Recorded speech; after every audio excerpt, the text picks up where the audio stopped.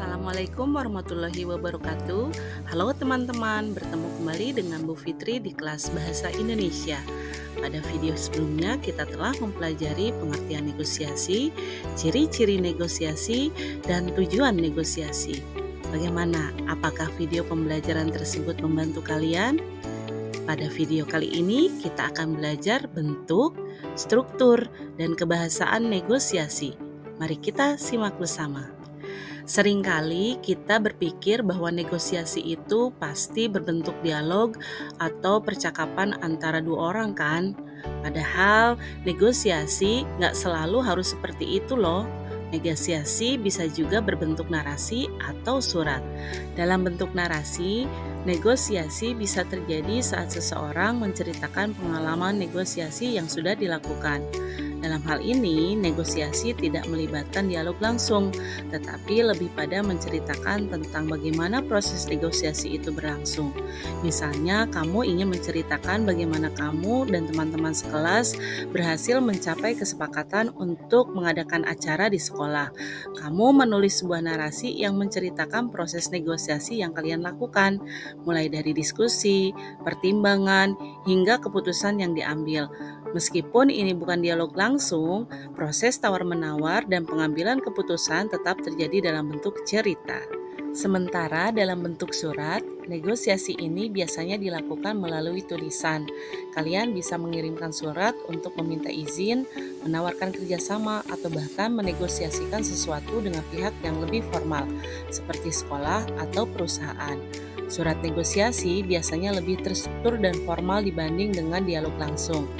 Bayangkan kamu adalah seorang ketua OSIS yang ingin mengajukan permintaan anggaran kepada kepala sekolah. Kamu tidak bisa hanya berdialog langsung, jadi kamu menulis surat permohonan.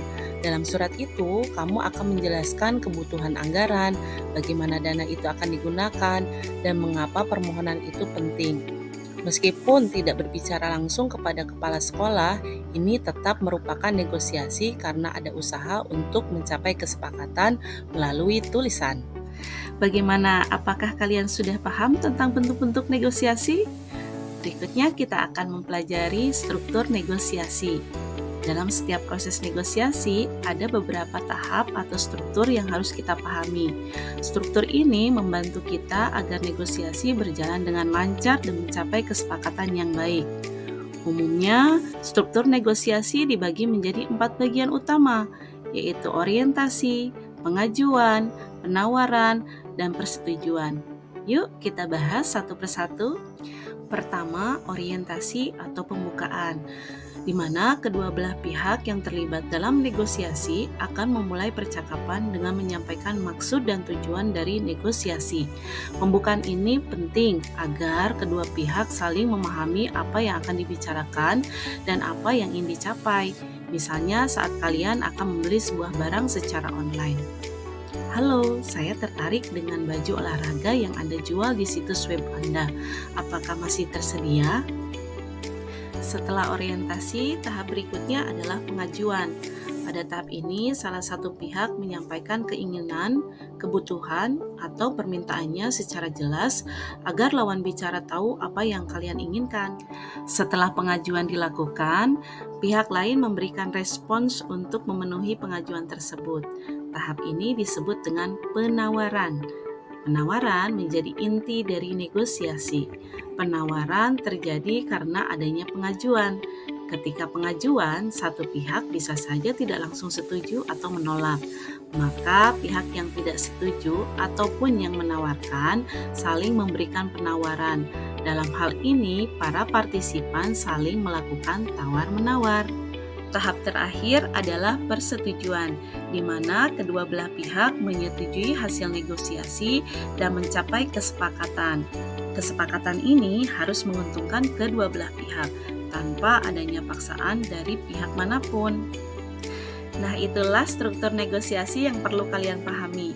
Orientasi, pengajuan, penawaran, dan persetujuan.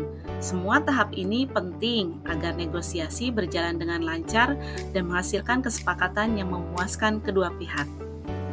Bagian terakhir dari pembahasan ini adalah kebahasaan negosiasi.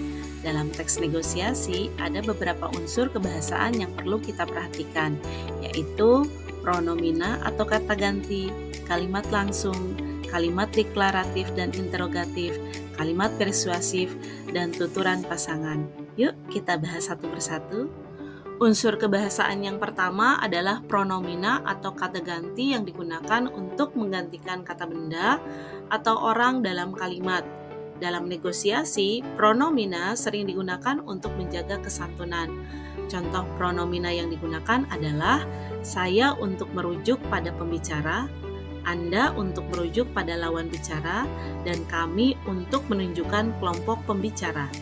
Sebagai contoh, pada kalimat Bu Rani meminta waktu tambahan untuk menyelesaikan pekerjaannya, dapat diganti dengan beliau meminta waktu tambahan untuk menyelesaikan pekerjaannya. Dalam teks berbentuk dialog, hampir seluruh teks negosiasi berbentuk kalimat langsung. Kalimat langsung adalah kalimat yang langsung disampaikan penutur melalui dialog, umumnya ditandai dengan tanda kutip. Misalnya pada kalimat, Pak, apakah di sini ada klip kertas yang besar? Selanjutnya adalah kalimat deklaratif dan kalimat interrogatif. Kalimat deklaratif merupakan kalimat yang memberikan pernyataan atau informasi. Sedangkan kalimat interrogatif adalah kalimat tanya yang digunakan untuk mendapatkan informasi. Contoh kalimat deklaratif adalah kami akan membeli produk ini jika harganya sesuai. Sedangkan contoh kalimat interrogatif adalah apakah harga ini sudah termasuk diskon? Selanjutnya kalimat persuasif. Kalimat persuasif bertujuan untuk mempengaruhi orang lain agar melakukan sesuatu atau mengubah pendapatnya. Dalam negosiasi, kalimat persuasif digunakan untuk meyakinkan lawan bicara agar menerima tawaran atau permintaan kita. Contohnya, saya yakin Anda tidak akan kecewa jika menerima tawaran ini. Kebahasaan yang terakhir adalah tuturan pasangan. Tuturan pasangan merupakan bentuk tanya jawab antara pembicara dan lawan bicara. Dalam hal ini, tuturan pasangan merupakan respons atau tanggapan dari tuturan yang disampaikan pembicara. Adapun tuturan pasangan yang sering ditemui dalam teks negosiasi adalah mengucapkan salam dengan membalas salam, bertanya dengan menjawab atau tidak menjawab, menawarkan dengan menerima atau menolak tawaran, dan lain-lain. Baiklah teman-teman, kita telah membahas bentuk negosiasi seperti dialog, narasi, dan surat. Kemudian kita juga telah membahas struktur negosiasi yang meliputi orientasi, pengajuan, penawaran, dan persetujuan, serta kebahasaan dalam negosiasi seperti pronomina, kalimat langsung, kalimat persuasif, dan lainnya. Semoga materi ini membantu kalian memahami bagaimana negosiasi dapat dilakukan dengan cara yang terstruktur dan menggunakan bahasa yang efektif. Untuk memperdalam pemahaman kalian, jangan lupa kerjakan latihan soal yang sudah Bu Fitri siapkan. Kalian bisa mengaksesnya dengan scan barcode yang ada di layar ini. Scan di bagian ini ya. Selamat mengerjakan. Semoga materi ini bermanfaat dan dapat membantu kalian memahami teks negosiasi lebih baik. Tetap semangat belajar dan sampai jumpa di video pembelajaran berikutnya.